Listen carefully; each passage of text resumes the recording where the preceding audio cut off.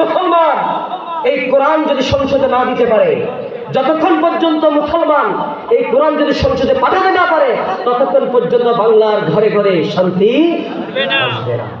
প্রিয় ভাইরা আমার, আসুন আল্লাহর এই জমিনটাকে আল্লাহর দিন দিয়ে আমাদেরকে সাজাইতে হবে। আল্লাহ রাব্বুল আলামিন বলছেন, দুনিয়ার গোলাম, তুমি নামাজ কায়েম করো, হজ করেছো, যাকাত দিয়েছো, তুমি সব করেছো, কিন্তু এইগুলা করলে তোমার সরাসরি জান্নাত দিব এমন কোনো আয়াত করা নাই।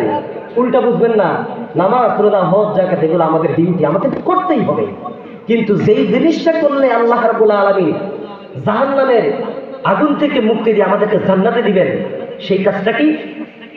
আল্লাহ রাব্বুল আলামিন বলছেন, দুনিয়ার গোলাম, তোমরা দুনিয়াতে কত ব্যবসা করেছো, এই ব্যবসার মধ্যে তোমরা কেউ কেউ সফলতা লাভ করেছো, কেউ কেউ লস খেয়েছো, কিন্তু আমি কি তোমাদেরকে এমন একটা ব্যবসার কথা জানাই দিব না, যে ব্যবসাটা করলে পরে আল্লাহ রাব্বুল আলামিন তোমাদেরকে জাহান্নামের কঠিন শাস্তি থেকে মুক্তি দেয়া জান্নাতুল ফেরদাউস দিয়ে দিবেন। তখন আল্লাহ পাক বলছেন, ও দুনিয়ার গোলাম, তোমরা শোনো, ইয়া আইয়ুহাল্লাযীনা আমানু হাল আদুল্লুকুম আলা তিজারাতিন তুনজিকুম মিন আযাবিন আলীম।